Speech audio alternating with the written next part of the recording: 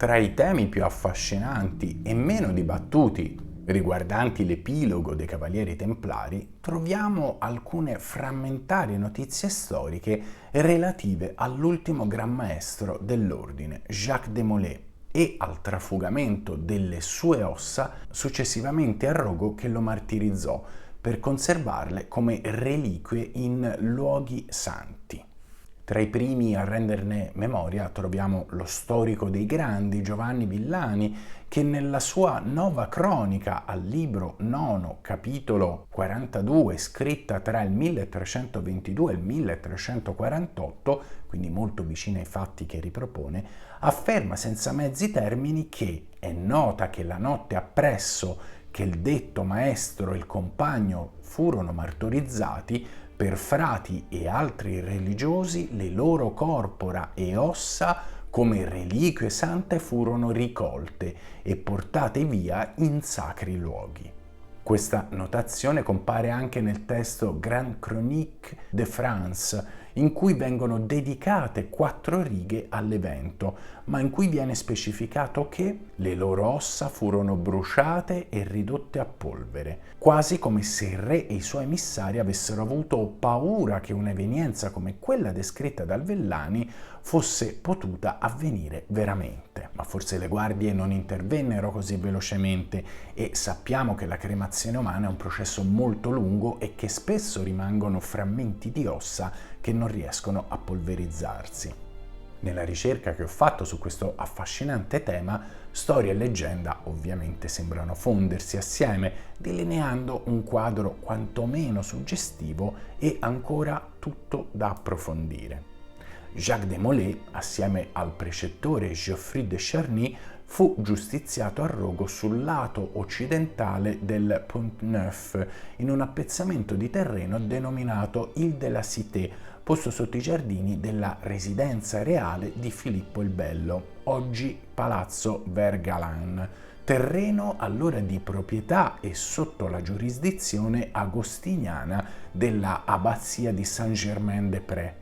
Tale utilizzo, se così lo possiamo definire, cruento, venne considerato dai monaci dell'abbazia fin da subito come una usurpazione territoriale e giurisdizionale molto grave, al punto che lo stesso regnante si troverà costretto a scusarsi e a risarcire del danno la collegiata. Questo ce lo dicono i documenti storici.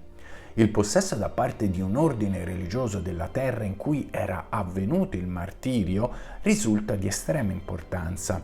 Tale condizione avrebbe infatti potuto legittimare i religiosi a favorire un trafugamento notturno lontano da occhi indiscreti delle guardie reali.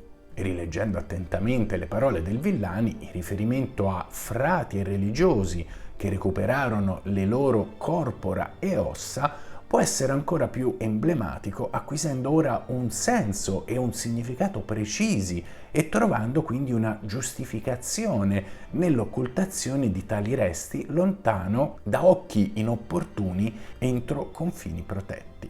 Oggi solo una placca in bronzo ricorda l'atroce martirio, un memento mori in cui si può leggere: in questo luogo Jacques de Molay, ultimo Gran Maestro dell'Ordine del Tempio, fu bruciato il 18 marzo 1314. Pochi anni dopo il Villani, nel 1363-64, Giovanni Boccaccio dedicò un intero capitolo del suo trattato moralizzatore De Casibus Virorum Illustrium alla figura di Jacques de Molay, esaltandone i valori umani e trascrivendo il famoso resoconto di Chellino Boccaccio, cioè suo padre, testimone oculare del tragico evento. Il racconto del padre del Boccaccio risulta molto vicino a quello del Villani, allontanando l'intera questione dal mito e presentando i fatti sotto una luce storica realistica, quanto aderente ai fatti per come probabilmente avvennero. Alle testimonianze sul trafugamento delle povere ossa di Desmoulins e di Descharny si aggiunge anche una cronaca tarda fornitaci dall'illustre storiografo francese Pierre Dupuy, autore che nel 1751 ricordò come dopo il supplizio, cito testualmente, il popolo semplice, credendo che fossero morti innocenti e ritenendoli dei santi, raccolse le loro ceneri. Labili tracce che ovviamente sembrano indicarci una verità a lungo dimenticata, cioè l'esistenza in qualche sacro luogo di frammenti e ossa appartenute a Jacques Desmoulins e Geoffroy Descharny. Ma dove possono trovarsi oggi queste reliquie? Ovviamente ci si potrebbe sbizzarrire.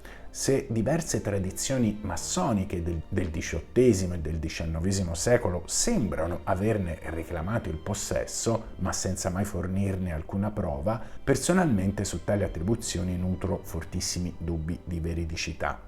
Tra i tanti che si fecero latori di un nuovo messaggio di rinascita massonica e templare, da cui poi si originò anche il templarismo moderno, troviamo personaggi quali il barone von Hund, creatore nel 1757 del rito della stretta osservanza templare.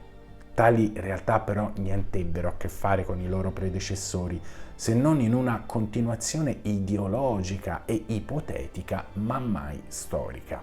Laddove l'analisi si deve necessariamente fermare per mancanza di ulteriori documenti e riscontri, è interessante però osservare come la Toscana sembri aver sempre giocato nei secoli un ruolo di primo piano all'interno di questa incredibile indagine.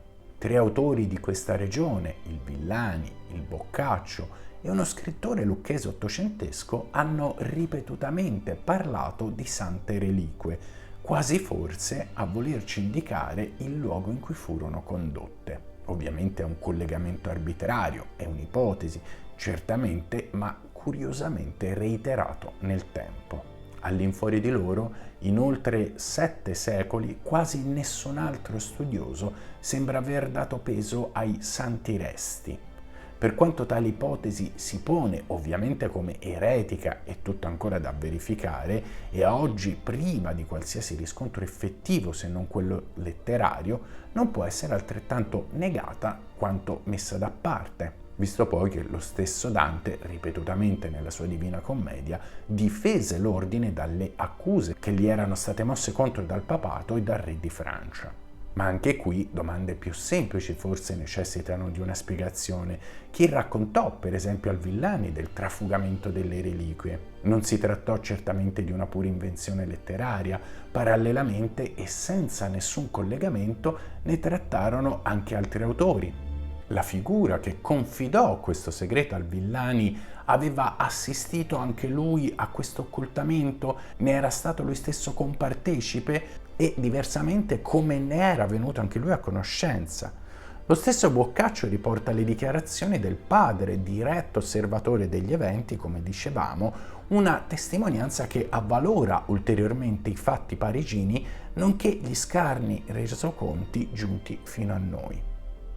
A tutto ciò si aggiunge poi un'opera che nel 1845 il marchese Cesare Boccella portò alle stampe, un poema appunto dal titolo Il Templare, componimento di ben 591 pagine in cui scrisse: «Allor ratti quai dardi ambo costoro lanciarsi e il cener sacro in parte accolto, in un istante in sen di un'urna d'oro con le devote mani ebber sepolto. Né tentaron rapire il lor tesoro, le guardie stesse impietosite in volto, ma li lasciarono anzi securi appieno, di lì a ritirarsi alle tenebre in seno».